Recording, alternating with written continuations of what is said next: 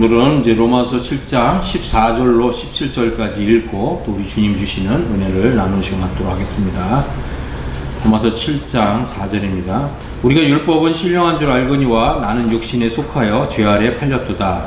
내가 원하는 것을 내가 알지 못하노니 곧 내가 원하는 것은 행하지 아니하고 도리어 미워하는 것을 행함이라. 만일 내가 원하지 아니하는 그것을 행하면 내가 이로써 율법이 선한 것을 시인하노니 이제는 그것을 행하는 자가 내가 아니오 내 속에 거하는 죄니라. 아멘. 기독교 신앙생활의 핵심은 이제 성령과 율법과의 이런 관계를 아는 데서 출발합니다. 사실 이제 이 하나님 나라의 복음을 이제 통해서 하나님 나라의 복음을 믿고 예수님을 믿은 사람은 사실 이제 기독교에 입문한 것이 아닙니다. 그래서 하나님 나라의 복음을 믿고 거듭나서 이 죄사함 받은 사람은 이 구약 성도와 이 동일한 이 자리에 들어간다고 하는 것입니다. 왜냐하면 이제 이 하나님 나라의 복음은 이스라엘의 남은 자를 하나님의 백성으로 삼는 복음이고 또 하나님 나라의 이 시민이 되게 해주는 복음이기 때문입니다. 우리가 이제 이 잘 아는 대로 구약 성도들은 하나님께서 율법의 통치와 이 죄의 통치를 받도록 백성의 자리에 두셨습니다. 그렇기 때문에 우리가 이 로마서 6, 7, 8장을 알지 못하게 되면 구약 성도와 동일하게 율법의 통치와 죄의 통치 아래 들어가게 된다고 하는 사실입니다. 그래서 이 성령의 역사나 은행의 작용도 힘이 할 수밖에 없다고 하는 것입니다. 반면에 이제 우리가 보혜사 성령님을 생각해 볼 때, 보혜사 성령님은 이제 그리스도께서 영광에 들어가신 후에 하늘로서 이게 보내심을 받아서 이 세상에 오셨죠. 그래서 이 보혜사 성령님의 사역과 또 역사는 아주 특별한 목적을 가지고 있다고 하는 것입니다. 이 그리스도께서 바로 하늘에 속한 것들을 가지고 우리를 이제 가르치시는데, 이 성령께서 하시는 이제 일은 바로 이 하늘에 속한 것, 천상 세계에 속한 이러한 것들을 가르치고 교훈하시고 또 인도하시는 것입니다. 이것은 이제 하나님 나라의 복음을 통해서 거듭난 하나님의 자녀들을 하나님의 아들들이 되게 해주는 이제 이러한 특별한 사역을 하고 있다고 하는 것입니다. 그래서 이제 나는 죽고 그리스도 사는 이제 이런 이 믿음을 갖도록 함으로써 이 땅에서부터 작은 그리스도로 살도록 이렇게 우리를 인도해 가시는 것입니다. 이것이 성령님이 가지고 있는 특별한 사역이라고 하는 것입니다. 그래서 이 로마서 8장에 들어간 사람들은 이제 아들의 영을 받아서 양서 사모이 이루어진 사람들이고 바로 하나님의 아들들이 된 사람이고 또 성령으로 인도함을 받는 이런 사람들이 되는 것입니다. 이 땅에서부터 우리가 하나님의 아들들이 되어서 그리스도로 살도록 바로 이것이 이제 성령님의 역사고 사역이라고 하는 것입니다. 그래서 이 땅에서 하나님의 아들들로 살아가기 때문에 장래에 이제 그리스도의 왕국에서 그리스도의 영광을 얻도록 그리스도의 영광에 들어가도록 가르치고 이제 교훈하고 또 인도하는 일을 하시는 것입니다. 이제 그렇게 우리의 이 믿음이 한층 더 이렇게 올라가는 이제 이러한 놀라운 이제 이러한 것들을 우리가 경험하기 위해서는 무엇보다도 이 로마서 7장 4절에 그 율법에 대하여 죽임을 당하였다. 또 7장 6절에 보면 이제 우리가 얽매였던 것에 대하여 죽었으므로 율법에서 벗어났다. 그리고 갈라디아서 2장 19절을 보면 내가 율법으로 말미암아 율법에 대하여 죽었다라고 하는 이제 이런 믿음을 반드시 가져야 한다고 하는 것입니다. 그럴 때 우리는 이제 로마서 8장에 들어갈 수가 있습니다. 그래서 이 로마서 8장에 들어간 이제 이런 사람들은 바로 영적 해방의 진리를 이제 경험한 사람들인 것이죠. 그래서 우리가 이제 이러한 이제 로마서 6장, 7장, 8장에 이러한 이제 교리들을 이제 공부하면서 우리는 영적 해방의 진리를 이제 우리가 공부해야 됩니다. 그리고 이 영적 해방의 진리를 반드시 경험적으로 통과해야 된다고 하는 것입니다. 이제 그럴 때 성령님께서 우리로 하여금 이제 이런 영적 해방의 진리를 이제 경험하도록 인도해 주시고 이제 생명의 성령의 법이 작용하도록 성령님께서 역사하시는 것입니다. 그래서 이제 우리는 이제 왜 영적 해방의 진리를 이제 공부해야 하는가 이제 그 부분을 좀 살펴보겠습니다. 로마서 7장 14절을 보면 사도 바울이 이렇게 얘기했습니다. 이제 우리가 율법은 신령한 줄 알거니와 나는 이제 육신에 속하여 죄 아래 팔렸도다. 이렇게 말씀하고 있습니다. 자, 여기서 이제 중요한 단어가 무엇입니까? 바로 육신에 속하였다고 하는 단어죠. 이 사도 바울이 이런 고백을 한 거예요. 나는 육신에 속하여 죄 아래 팔렸다. 바로 이것입니다. 바로 이것이 영적 해방을 경험하지 못한 사람들에게 율법이 이렇게 역사하고 작용한다고 하는 거예요. 그래서 여기 보면 이제 율법은 신령하다 이제 이렇게 말씀하고 있습니다. 그러나 반면 나는 이제 육신에 속하였고 바로 죄 아래 팔렸다라고 하는 것입니다. 이것이 바로 이제 율법 아래에 있는 이제 사람의 이제 처한 이제 실상이라고 하는 것입니다. 그래서 이제 육신에 속하였다는 말이 뭐냐, 이걸 좀 설명을 드리겠습니다. 자, 이 고린도 교회를 우리가 잘 알잖아요. 고린도 교회는 어떤 교회였습니까? 고린도 교회는 바로 육신에 속한 이런 그리스도인들이 모여 있는 이제 이런 교회였습니다. 자, 고린도서 3장 1절을 보니까 사도 바울이 이렇게 얘기하죠. 형제들아, 내가 신령한 자들을 대함과 같이 너에게 말할 수 없다. 그래서 육신에 속한 자 곧 그리스도 안에서 어린아이들을 대함과 같이 하노라 그랬습니다. 여기 보면 육신에 속한 자라고 하는 단어가 나오는데 이 단어가 이제 여러분 이제 킹제임스 성경을 보면 카날 크리스찬이다 이렇게 되어 있어요. 그래서 이 카날 크리스찬은 이제 육신에 속한 사람이고 육신적인 그리스도인이라는 거죠. 여러분 자신을 나는 신령한 그리스도인이다 아니면 나는 육신적인 그리스도인이다 이거 생각해 본 적이 있습니까? 그리스도 안에서 어린아이 상태, 그리스도의 도의 초보에만 머무는 이런 사람들은 다 그리스도 안에서 어린아이고 다 육신에 속한 사람들이고 다 카날 크리스찬이라고 하는 거예요. 이것이 이제 우리가 직면해야 되는 이제 영적인 이제 실상이라고 하는 것입니다. 많은 그리스도인들이 이제 거듭남을 알고 영혼 속죄를 알고 믿음으로 의롭다함을 받는 이런 진리를 알아요. 그러나 이제 이것도 물론 완전히 안다는 의미가 아니라 이렇게 부분적으로 알잖아요. 그러니까 여기까지만 알면 다 그리스도 안에서 어린아이다, 육신에 속해 있다, 카날 크리스찬이라고 하는 것입니다. 왜 그렇습니까? 아직 성령의 능력을 받아서 사는 이 삶을 경험하고 있지 못하다고 하는 거예요. 다시 말해서 로마서 8장에 아직 들어간 상태가 아니다. 그러면 다 카날 크리스찬이다, 이런 뜻입니다. 그래서 하나님 보실 때 그리스도 안에서 어린아이 상태, 육신적인 그리스도인, 이런 사람들이 이 카날 크리스찬이라고 하는 것입니다. 그래서 이런 사람들의 특징은 뭐냐면, 고린도서 3장 2절에 보면 저주로 먹이고 밥으로 할 수 없었다라는 거예요. 그래서 하나님 말씀에도 이 저주에 해당되는 말씀이 있고 밥에 해당되는 말씀이 있어요. 이제 우리 성경에는 밥이다 이렇게 표현되어 있는데, 이제 영어 성경을 보면 이게 고기에 해당되는 이런 말씀이고, 히브리서 5장에 보면 이제 이게 단단한 식물이라고 이렇게 표현되어 있어요. 이 단단한 식물도 이제 여러분들이 직접 이제 이 킹제임스 성경을 이렇게 좀 보시면 이게 고기에 해당되는 말씀이다. 그래서 이것은 이제 의의 말씀이다. 이제 이렇게 말씀하고 있습니다. 그래서 우리가 이제 실제로 우리 삶을 사는데 의로운 삶, 의를 행하는 삶, 의를 실천하는 삶이 안 나온다면 여러분들은 이 의의 말씀을 경험하고 있지 못하다는 거예요. 현재 저주에 해당되는, 우유에 해당되는 이런 말씀을 먹고 있다라고 하는 것입니다. 자, 3장 3절을 보면 너희는 아직도 육신에 속한 자라다. 너희 가운데 이제 시기와 분쟁이 있으니 이렇게 말씀하고 있죠. 이 마음에 이 시기와 분쟁이 있다.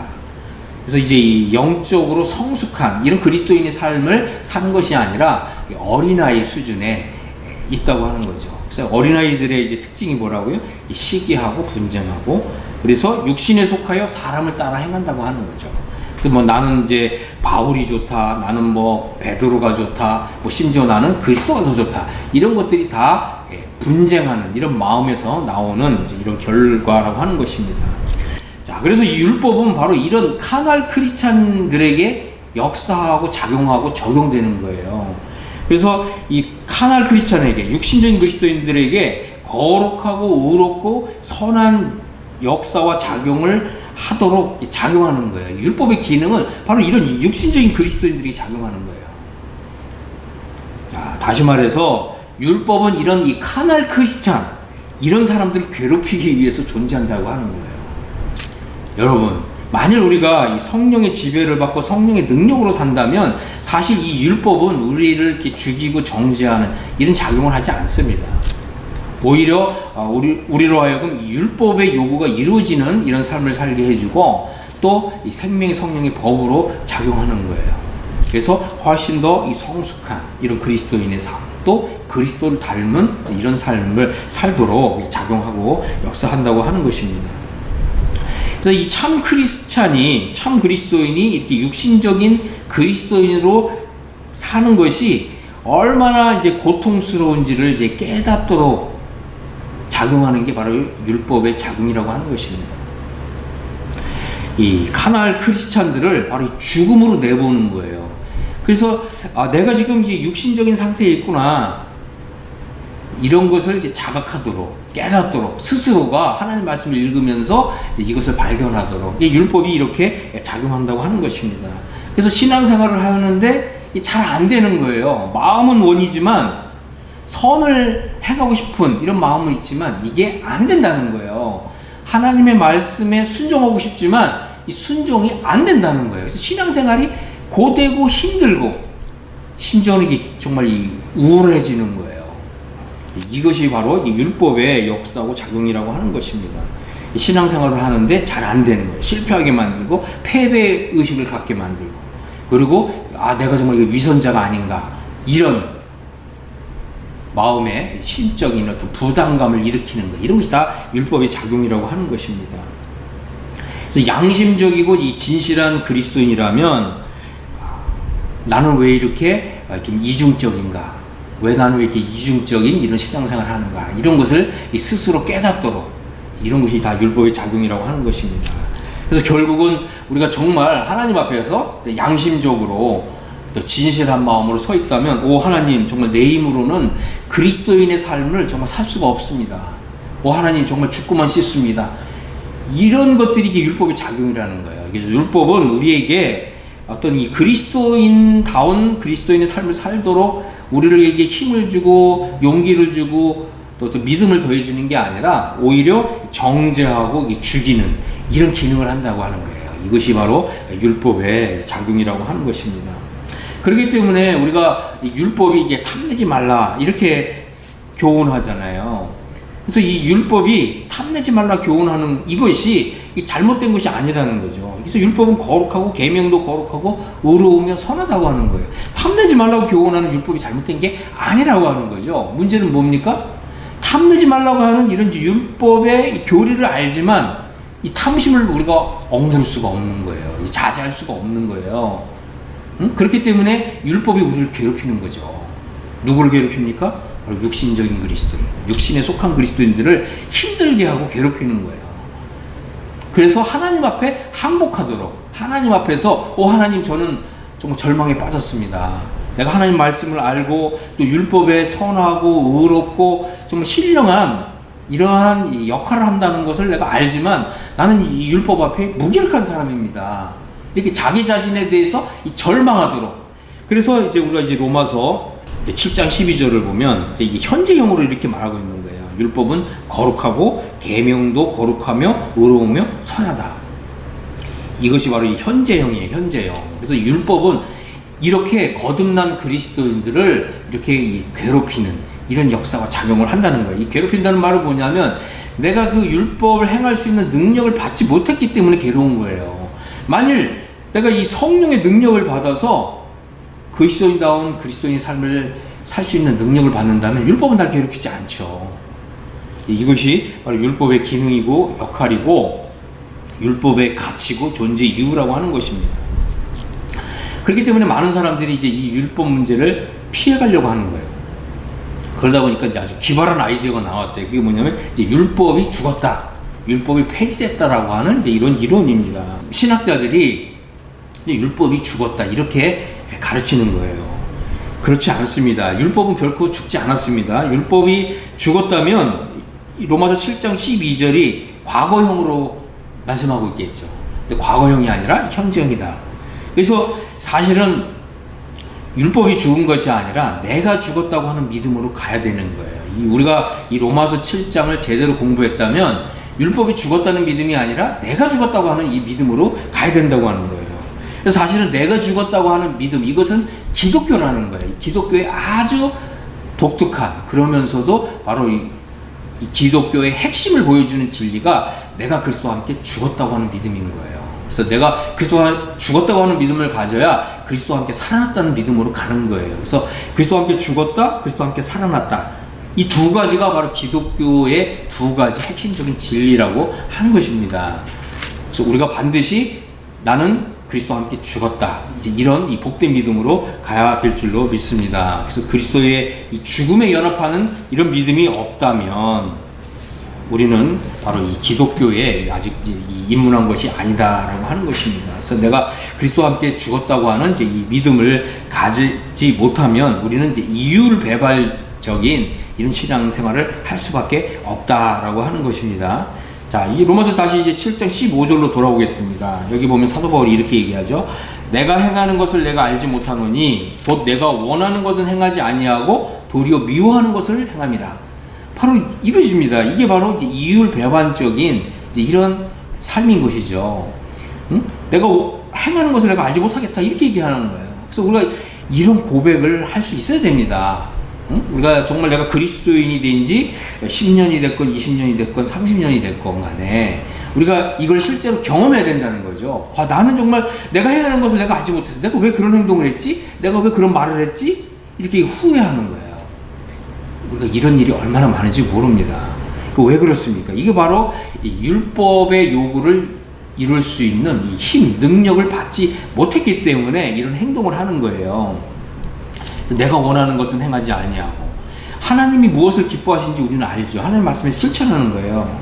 하나님 말씀에 순종하는 거예요. 또 의로운 삶을 사는 거예요. 그런데 우리가 이런 의로운 삶은 살지 아니하고 내가 원치 아니하는 이런 이제 이 죄를 짓는 도리어 미워하는 죄가 무엇인지 알지만 이 죄에게 져서 이 죄에게 종노릇하는 이런 삶을 반복하고 있다고 하는 것입니다.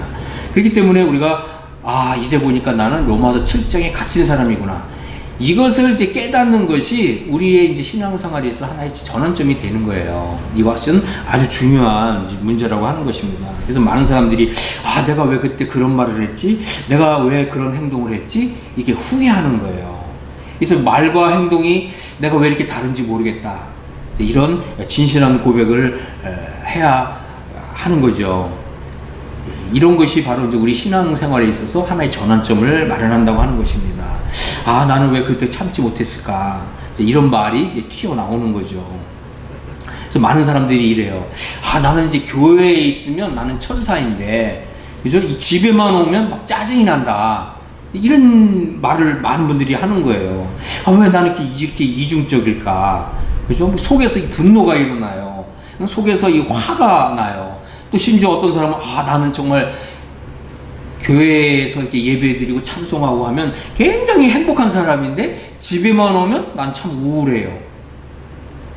많은 사람들이 이제 이런 우울증에 이제 시달리고 있다고 하는 거죠. 심지어는 나는 그 형제만 생각하면 화가 나요. 나는 그 자매만 생각하면 시기 질투가 나요. 나는 남편만 보면 이 꼭지가 돌겠어요. 많은 사람들이 이제 이런 상태에 있는 거죠. 왜 이런 현상이 일어나는가? 여러분이 이것을 생각해야 된다는 거예요. 이것은 바로 당신이 바로 이 카날 크리스찬이기 때문에 바로 이런 상태에 놓여 있다고 하는 거예요. 그 율법은 바로 그런 상태에 있는 당신을 가만두지 않는다는 거예요. 그래서 율법은 작용하는 거예요. 너 이번에도 또 실패했다. 이런 우리의 어떤 연약함, 잘못을 지적하는 거예요. 내가 탐심을 품지 말라 그랬지. 율법이 이런 이제 작용을 하는 거예요. 그럴 때 우리가 이제 율법 아래서 괴로움을 당하는 거죠. 바로 이제 이런 것이 로마서 7장 상태에 있는 이제 이런 사람의 이제 겪는 이런 경험이라고 하는 것입니다. 그래서 차라리 이제 로마서 7장 9절 10절을 보면 전에 율법을 깨닫지 못했을 때는 내가 살았더니 계명의 이름에 죄는 살아나고 나는 죽었도다. 이런 경험을 하는 거예요. 여러분 이거 잘 보십시오.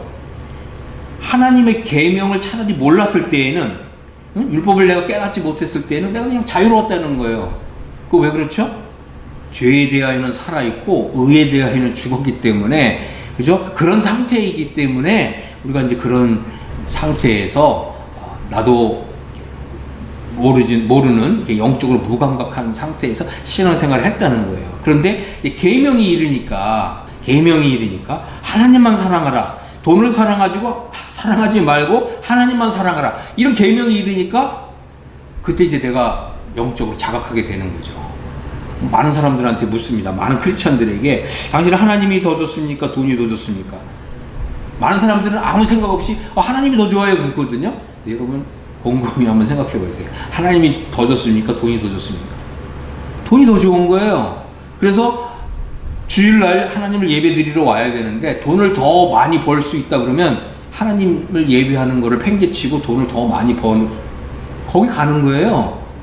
근데 많은 사람들이 착각하죠. 자기 자신을 속이죠. 난 하나님을 더 사랑해 이러거든요. 그거 아니라는 거예요. 그래서 여러분의 실상을 깨달으라고 하는 것입니다. 그래서 이 계명이 이르니까 이 죄가 살아난다는 거예요. 여러분 이런 경험한 적 있으세요? 죄가 살아난다는 거예요. 그리고 나는 죽었도다. 우리가 이제 이런 것을 알아야 된다는 거죠. 그래서 여러분 이 로마서 7장을 여러분이 잘 읽어보시면 아주 적나라하게 나의 실상과 실제 그대로 드러내줘요. 여러분 이제 이것을 깨닫고 하나님 앞에서 절망해야 돼요. 나에 대해서 절망할 때 새로운 서광이 비친다는 거예요.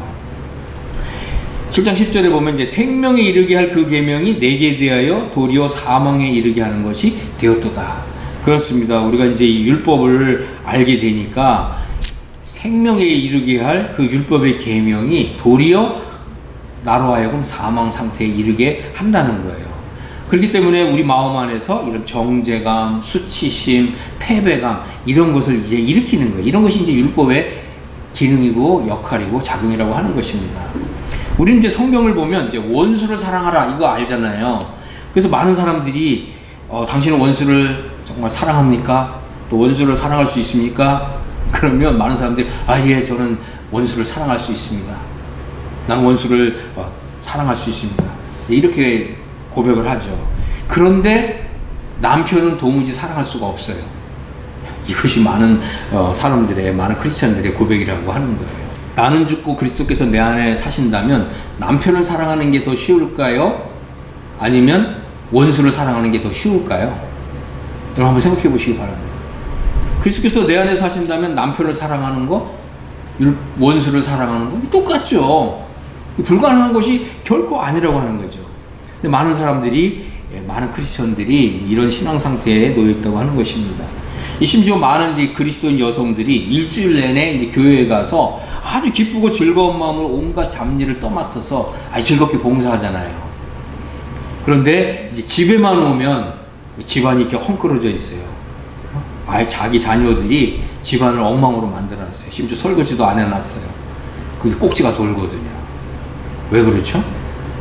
교회에서는 온갖 잡일을 맡아서 기쁘고 즐거운 마음으로 그렇게 헌신적으로 봉사했는데 집에만 오면 자기 남편을 보면 자기 자녀들을 보면 꼭지가 도는 거예요. 왜 그렇다고요? 당신이 카날 크리스천이기 때문이다 라고 하는 것입니다. 당신은 지금 율법을 요구를 이룰 수 있는 이런 능력을 받지 못했다라고 하는 것입니다. 이것이 바로 로마서 7장 상태에 있는 사람들에게 일어나는 현상이라고 하는 것입니다. 그래서 이 집안을 어지럽힌 자녀나 남편을 사단춤으로 여기는 거예요. 그리고서 또 이 자녀나 남편에 대해서 이렇게 분노를 터뜨리는 거죠. 그래서 집에 들어가기가 싫다. 이런 마음이 작용하는 거예요. 그래서 많은 이제 이 교회에 아주 신실한 이제 이런 형제님들 또 자매님들이 이렇게 막 집안에 이렇게 뭐 좀 청소도 안 하고 정리도 안 하고 이런 이제 자녀나 남편들을 보면서 이렇게 이 분노하고 이런 거를 또 자기 자신이 또 영적이기 때문에 그렇게 하는 거다 이렇게 또 착각하거든요. 이런 것이 이제 로마서 7장에 있는 이제 이런 사람의 모습이고 또 이런 실상이라고 하는 것입니다. 하지만 이제 디모데전서 5장 8절에 보면 누구든지 자기 친족, 특히 자기 가족을 돌보지 않냐면 믿음을 배반한 자요 불신자보다 더 악한 자니라 이렇게 말씀하고 있잖아요. 그래서 우리는 이제 원수를 사랑해야 될 뿐만 아니라 무엇보다도 누구보다도 더 자기 가족을 더 사랑해야 되는 거예요. 이렇게 사랑할 수 있는 이제 이런 능력으로 사랑할 수 있는 이런 영성으로 살아가는 이런 이제 그리스도인이 되어야 합니다. 그러기 위해서는 무엇보다도 우리가 이 로마서 7장 상태에서 해방을 받아야 되는 거예요. 로마서 8장에 들어가야 된다고 하는 것입니다. 자, 그래서 이제 우리가 한번 생각해 봐야 되는데 이제 이런 이제 율법의 기능과 또 역할과 또 이제 율법의 이런 가치와 또 율법의 작용에 대해서 우리가 이제 알았습니다. 그러니까 이제 한번 스스로에게 한번 질문해 보십시오.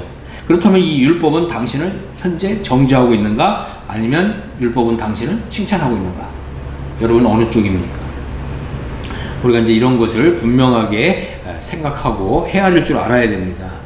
그럴 때 로마서 7장은 바로 우리를 나 자신에 대한 절망 상태로 몰아넣는다고 하는 것입니다. 그래서 이제 하나님 앞에서 나 자신에 대해서 절망하고 하나님께 하나님 정말 저를 해방시켜 주십시오. 하나님 저를 이 사망의 몸에서 저를 좀 건져 주십시오. 이렇게 하나님 앞에 이제 기도할 때 그때 하나님께서 영적 해방의 진리를 우리에게 가르쳐 주시고 보여주시고 깨닫게 해주시고 믿게 해주신다고 하는 것입니다. 우리 자신의 실상이 이렇게 드러나야 이제 율법이 선하다고 하는 것을 이제 시인하게 되죠. 그래서 율법에 문제가 있는 것이 아니라 이제 나에게 문제가 있다. 이제 이것을 깨달을 수 있어야 한다고 하는 것입니다. 자, 로마서 7장 17절을 보겠습니다. 이제는 이렇게 죄를 행하는 자가 내가 아니요 내 속에 거하는 죄니라. 내 속에 거하는 죄가 있구나. 이것을 이제 깨닫고 발견해야 된다고 하는 것입니다. 여기서 말하는 이 죄는 이 복수형이 아닙니다. 이게 sin스가 아니라 단수예요. sin. 이거는 내 속에 거하는 이 죄, 이 단수형 sin. 이것은 이제 이 죄성인 거예요. 죄성이 내 안에 있다는 거예요. 여러분, 우리가 지은 이 죄들, sins, 이 죄들은 예수님의 피를 통해서 깨끗하게 속죄된 거예요.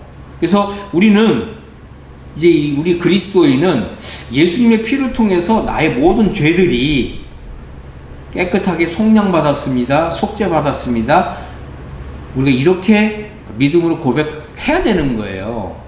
그런데 이제 우리가 로마서 이제 6, 7, 8장에 와서 우리가 배우는 건 뭐냐면 예수님의 피를 통해서 속죄함을 받은 사람 속에 죄가 거한다는 거예요. sin, 이 죄성이 거한다고 하는 거예요. 그래서 이 죄성이 율법의 자극을 받아서 우리로 하여금 더욱 죄를 짓도록 나를 이끌어간다는 거예요. 이래서 이 율법과 이 죄성의 상호작용을 우리가 이해할 필요가 있습니다. 내 속에 거하는 죄가 있다. 바로 죄성이 있다.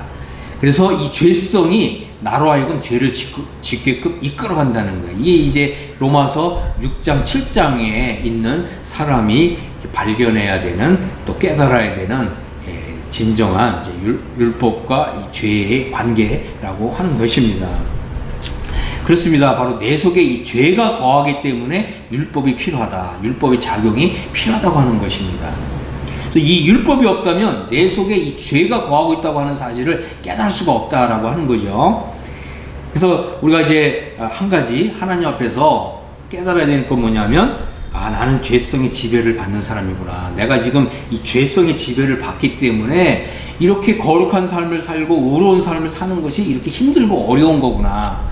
이걸 발견해야 된다는 거예요. 그리고 이제 나에게 이 성령의 능력이 필요하다. 성령님께서 나를 완전히 정말 사로잡고 나를 이제 장악해서 이제 그리스도인다운 그리스도인의 삶을 살도록 이렇게 이끌어 가시는 이런 이제 삶을 우리가 사모하고 하나님 앞에서 이런 삶을 구해야 된다는 거예요.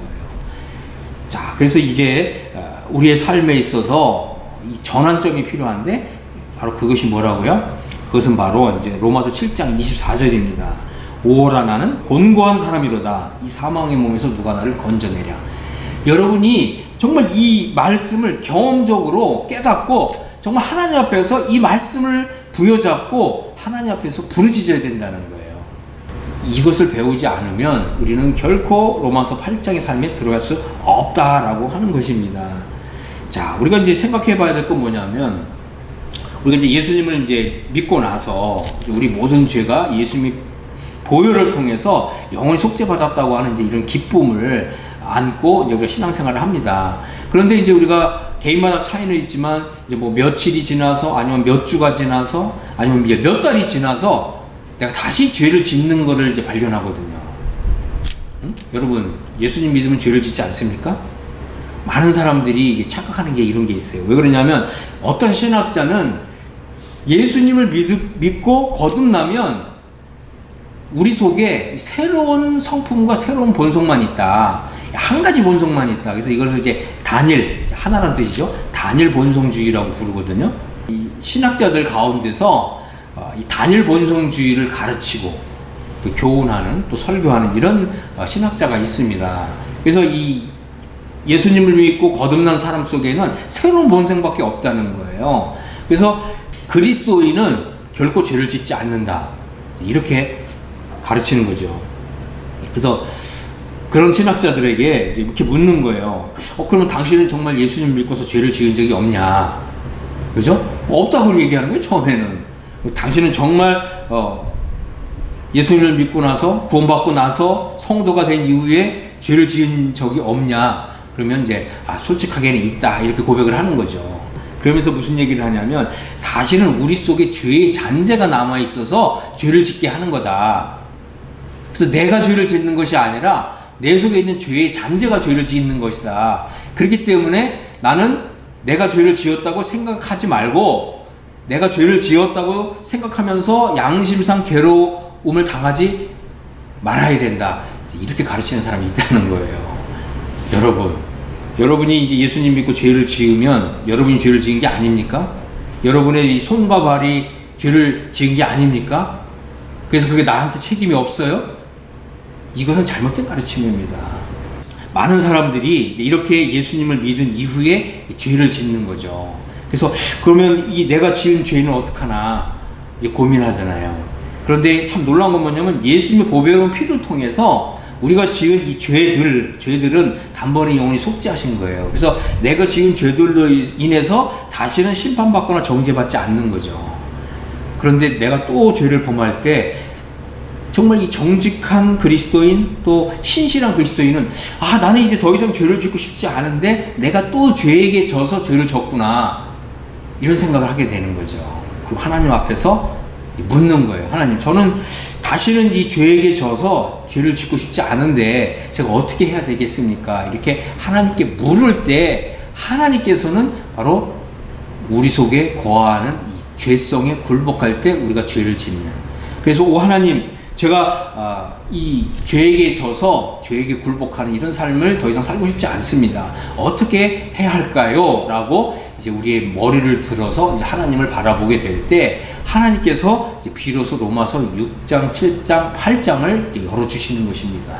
그래서 하나님은 이제 우리가 이 죄의 지배를 받아서 죄를 이기지 못하고 죄를 지으면 이 사망 상태에 들어가게 하시는 거예요.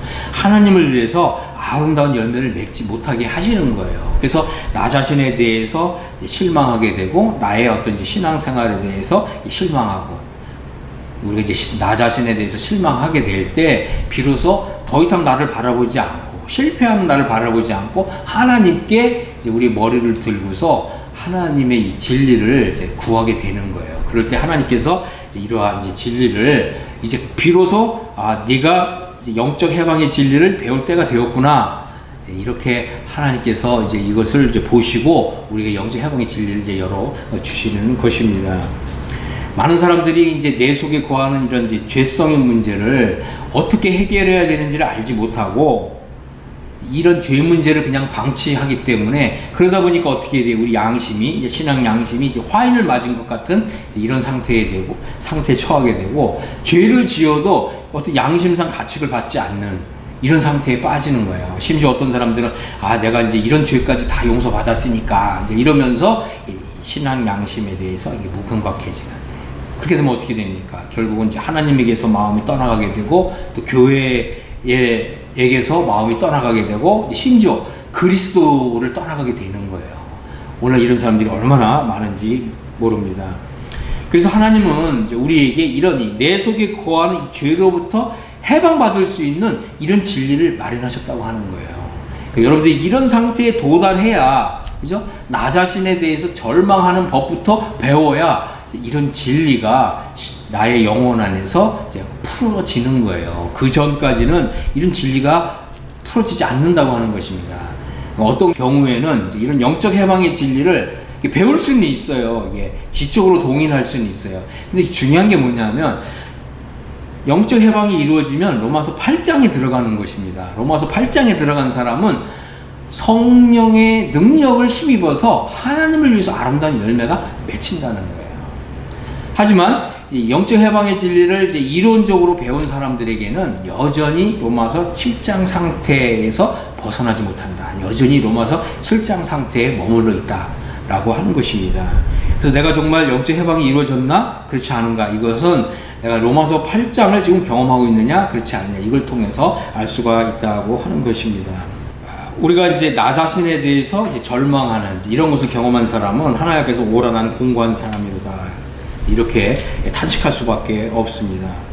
이 사망의 몸에서 누가 나를 이제 해방시키랴. 여러분들이 이제 영어 성경을 보시면 이 사망의 몸에서 누가 나를 해방시키랴. 이제 이렇게 번역이 되어 있습니다.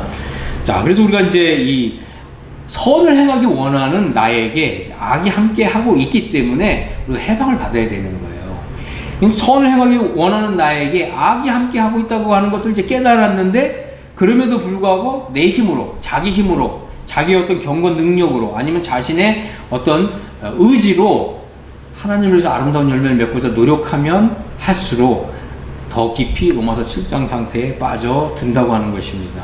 왜 그렇습니까? 선을 행하고 싶지만 아직 선을 행할 수 있는 능력을 받지 못했기 때문인 것입니다. 그래서 우리가 가능한 이제 로마서 7장을 처절하게 배우면 배울수록 영적 해방의 진리를 배우기가 훨씬 더 수월해진다고 하는 것입니다. 왜 그렇습니까? 나의 힘을 다 뺐기 때문에 그런 것이죠. 자, 이것은 아주 이제 중요한 것입니다. 그래서 오 하나님, 저를 이 사망의 몸에서 해방시켜 주십시오. 이제 우리가 이렇게 하나님 앞에서 기도해야 됩니다. 그래서 오라 나는 곤고한 사람이로다. 이 사망의 몸에서 누가 나를 건져내랴. 이것을 여러분의 이제 기도로 바꾸시길 바랍니다. 하나님 앞에서 이런 기도를 하나님께 올리시기를 바랍니다. 이제 이런 기도가 여러분들의 영혼 깊숙한 곳에서부터 이게 터져 나와야 합니다. 그렇지 않으면 결코 이 영적 해방의 진리를 경험할 수 없다라고 하는 것입니다. 그리고 이제 여러분들이 이제 이 영적 해방의 진리라고 하는 이제 이런 진리를 여러분 공부해야 됩니다. 또 책을 읽어야 되고, 또 이런 설교, 이런 말씀을 찾아서 들으셔야 됩니다.